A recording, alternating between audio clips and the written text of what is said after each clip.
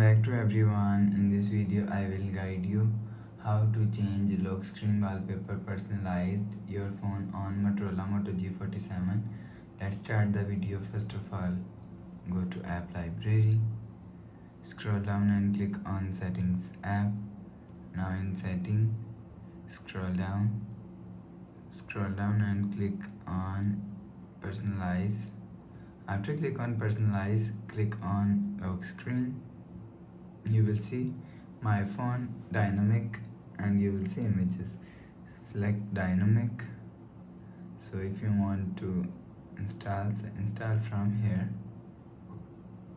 After installing, wallpaper is showing here. Click on wallpaper and click on set wallpaper and click on lock screen and a home screen.